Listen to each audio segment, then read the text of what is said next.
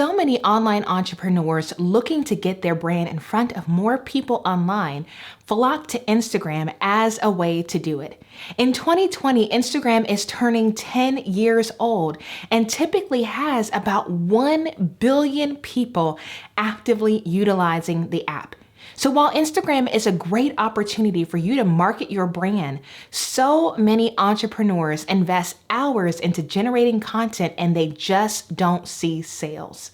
So if you are a frustrated business owner and you've been using Instagram as a way to generate income in your business and it's just falling flat, this video is for you.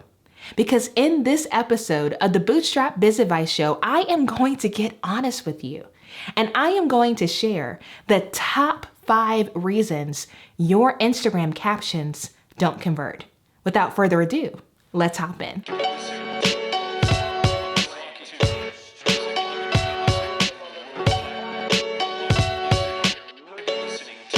Hi, I'm LaShonda, host of the Bootstrap Biz Advice Show, where I teach you how to grow your biz without breaking the bank. If you are looking for tips, tutorials, reviews, and biz advice that will not put you into debt as you try to get your business off the ground, this is a channel for you. Make sure that you subscribe and click that notification bell so that you get notified when I post new content.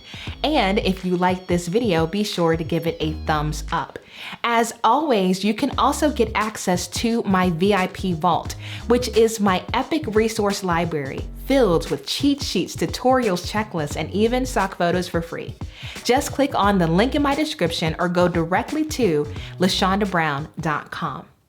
Now let's hop into the top 5 reasons your Instagram captions don't convert. Number 1 is you don't like Instagram. And I don't understand why more people don't talk about this, but you actually liking using the platform will impact the amount of sales that you generate. And here's why. Your app is tracking how often you open it up, how often you engage, how often you go to other accounts. And so active users on Instagram are going to get promoted way more than people who dabble or people who simply schedule content. The worst thing that you can do with your Instagram account is schedule content and never open the app. Even if you utilize websites to post for you, you still have to engage with your following. You still have to go to their accounts and comment. You still have to go to other accounts and like the photos. And if you simply don't like being on Instagram, if seeing what other people are doing is just demotivating to you, then you may need to transition to another platform.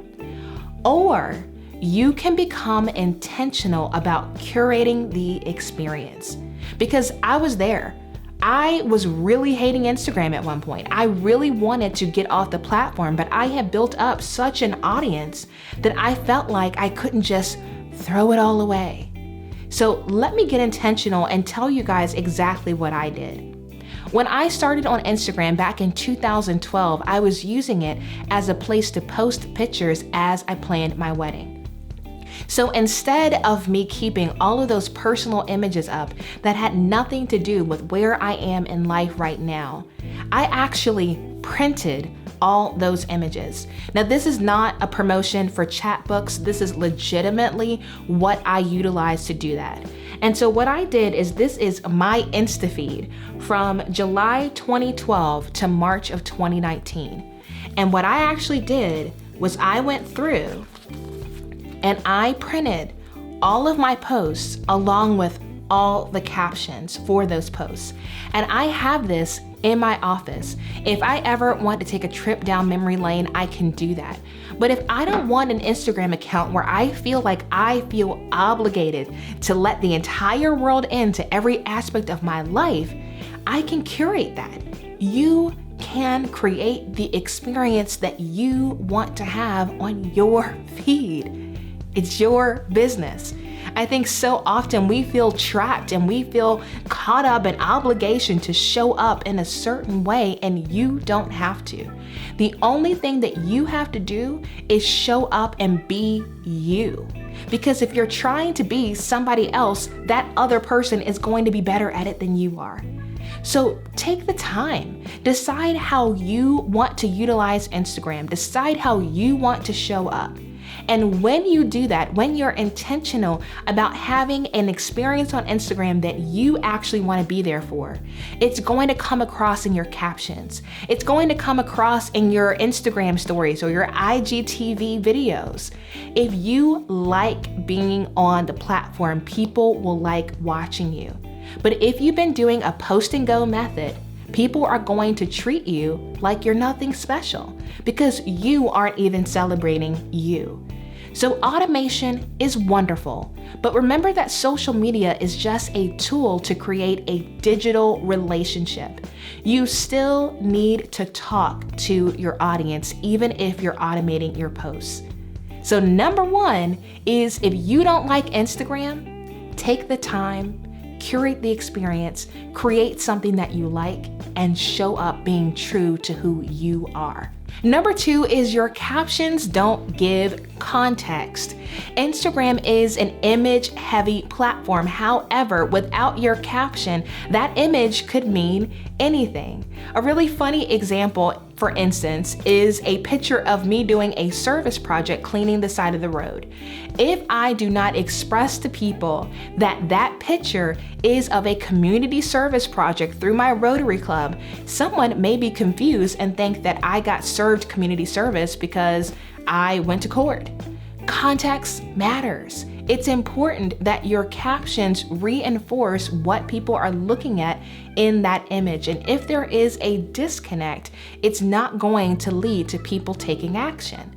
So it's okay if you're not using your own images. It's okay if you're utilizing stock photos, as long as that cute little picture of a keyboard or some flowers is backed up by your own words and your caption, taking it to the next level. So again, if there is a disconnect between the image you post and what you have to say about it, people are not going to click that link in the bio and ultimately pursue a deeper relationship with your brand. Number three is you are not clear about who you're talking to. In everyday life, we change the way that we talk to people in order to engage with them on their level. So you have to do the same thing on social media. You have to talk to your ideal audience the way they want to hear you. An example is how I started this video. I said, are you frustrated with the fact that you're spending so much time generating content and it's not turning into sales? So people who are frustrated with Instagram, who are trying to grow their business, are going to engage on this video. But if they aren't frustrated, or if they don't like Instagram at all, this is not a good fit. Your posts don't have to be for everyone. The more clear you are on who you're trying to talk to in your posts, the more you will see people engage with you. And it impacts your hashtags. Your hashtags are not just things you just stick on a post, because a lot of pictures have these hashtags. Your hashtags are digital folders. You are taking your Instagram posts and you are putting it in the appropriate folders. And if your folders don't match your image, Instagram will not continue to promote your posts in the same way. You're going to start seeing a decrease in engagement if all you're doing is throwing up popular hashtags on your posts. Again, your posts don't have to be for everyone, so you don't need to utilize hashtags with millions of images on them in order for you to reach more people. You need to utilize hashtags that reinforce who you're talking to. So if your post is about motherhood, you want to make sure that you put that hashtag on your image. If you just use hashtag girl or hashtag happy or hashtag inspire, now you're competing with millions of posts and you're not being crystal clear about your audience. But the more that you drive it down, the more specific you are in your hashtags, the more people who need your message will actually see it and hear it. So it's so important that you are crystal clear about who you're talking to when you choose to post. Number 5 is there is no call to action. I see this happen all the time with online entrepreneurs who treat their business account like it's a personal account. If you're trying to sell on Instagram, it's not about making friends, it's about getting people from something free to something paid. And in order for you to do that, you need a caption that engages that person enough that they want to leave the platform and connect with you further.